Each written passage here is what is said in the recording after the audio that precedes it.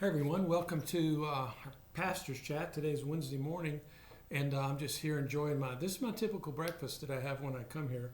Bananas are supposed to give you potassium, gives you energy, but also put you to sleep. And then I've got my fruit and nuts for my potassium. Anyway, I'm not at our pastoral estate, but I'm in my office, and there's a couple things that I think. Just a minute. I just saw Kathy pass by. Hold on. Hey, Kathy, I saw you pass by. Come on in. Hi, Randy. Have a seat. I'm going to flip this around. I was just having my breakfast. Do you want some banana? No, thanks. Sure. How about some nuts? Thanks anyway. You sure? Yep. Nobody ever I guess it's because of social distancing or something. I don't really know. Hey, I'm so glad you came by because I'm going to sit back. We had a session meeting this morning, and Kathy, she's in charge of missions. And it's so significant that we, as a church of less than 100 people, can have such a part in the Lord's impact in the world. And she was sharing about Pastor David in Miramar, and you've probably gotten a letter by now. But since she was passing by the door, I said, man, I wanted you to come in and just share in person your excitement about what is going on there. So just give us a rundown. Let's talk about it. Okay, I'd be I happy think everybody to. can see us. Yeah, I think so too. Wait a You know minute. what? Your hair looks okay to me. I think I A went little too bit hard. long in the back. Oh, I know. I like that. That's to keep the sun tan off of my neck. It's going to keep it. I'm going to have hair growing down my back before long. Well, actually, I already do, but I mean this hair. Okay. We might have to do a retake on this. No, I like it. I Okay, think it's keep good. going. I'm just. Let me tell you about miracles that are happening in our world right Yes. now. Pastor David in Myanmar has been building his church/community center. And as some of you know, there's been rain that's been going on there, and they didn't know if they'd be able to complete the second and the third floor. But they brought in 80 workers from Mandalay, and That's a they came lot. in, that's a lot of people Yeah. to work, because they don't have skilled workers that can pour the concrete there in Myanmar. So they started to work on it, but the rains began. And so half of those workers, 40 of them, left and went home. He convinced the other 40 to stay. The church started praying about it, and he convinced them to stay the night. They would give them food and shelter if they'd stay the night and stay till the next morning. And this is the rainy season. It's the rainy season. And so the next morning when they got up, there was rain. So once again, he convinced them to stay just one more hour. He said, just stay one more hour. And the church was praying without ceasing. So they were convinced to stay one more hour, and they began working on the second floor of the building with the concrete, and pouring the concrete with half the workers and some of the townspeople helping. And as the day progressed, they finished half, and they were worried that it was going to rain again the next day. They got up and the skies were black. They were just black. And so again, the congregation started praying without ceasing. And he emphasized that several times. We prayed and we prayed for the Lord's provision. So the rain stopped long enough for them to finish this, the second and the third floors. And then the skies were darkened again in this season of rain. And they still had a little work to do. They still had a little bit of work to do. But once they poured the concrete, they had to wait for 2 hours for the concrete to cure. Right. Get all of that. And they said if it cured after 2 hours, then it'd be okay. So he was very concerned about it.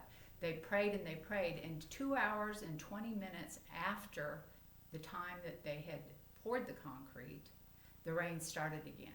But they were safe. Wow. And the engineer even said, under these circumstances, the rain actually strengthens the concrete.